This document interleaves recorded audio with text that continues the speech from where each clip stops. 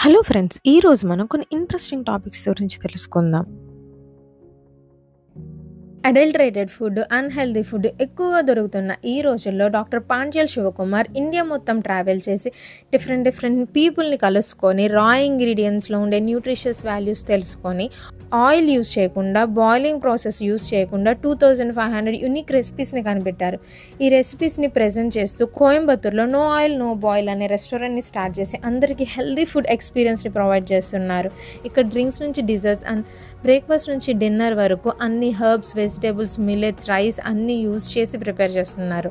ఇక్కడ ఫుడ్ తిన్న వాళ్ళు ఎవరైనా హెల్తీ ఫుడ్‌కి ఫ్యాన్స్ అయిపోవాల్సిందే. సైలెంట్ సిటీ ఆఫ్ ఇండియా అని ఏ ప్లేస్ని పిలుస్తారో తెలుసా? ఇండియాలో చాలా వరకు సిటీస్లో ఎక్కువగా ట్రాఫిక్ రూల్స్ని ఫాలో అవ్వకపోవడం, ఎక్కువ సమయం ట్రాఫిక్లోనే ఉండిపోవడం, సీట్ బెల్ట్ పెట్టుకోకపోవడం ఇలాంటివి జరుగుతూనే ఉంటాయి. దీనివల్ల రోడ్ యాక్సిడెంట్స్, ట్రాఫిక్ జామ్ అనేది మనం చూస్తూనే ఉంటాం. కానీ ఈ సిటీస్ కన్నిటికీ డిఫరెంట్గా మిజోరాం క్యాపిటల్ ఐజోల్లో మాత్రం ట్రాఫిక్ రూల్స్ని చాలా కరెక్ట్గా ఫాలో అవుతారు. సిగ్నల్ జంప్ చేయడం కానీ, ఓవర్ స్పీడ్ వెళ్ళడం, ఓవర్టేక్ చేయడం అనేవి జరగదు.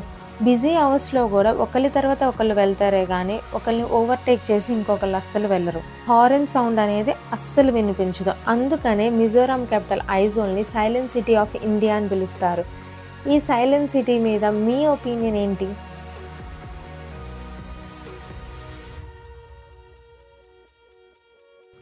ఒక టౌన్లో ఉండే జనాభా అంతా ఒకే బిల్డింగ్లో ఉండటం ఎక్కడన్నా చూసారా? యూఎస్లో అలాస్కా అనే స్టేట్లో ఉన్న విటిఆర్ అనే టౌన్లో ఉన్న జనాభా మొత్తం ఈ 14 స్టోర్డ్ బిల్డింగ్లోనే ఉంటారు. అంతేకాకుండా పోలీస్ స్టేషన్ దగ్గర నుంచి post office, gym, grocery store, mayor's office, school, church, hospital ఇవన్నీ కూడా ఈ బిల్డింగ్లోనే ఉంటాయి.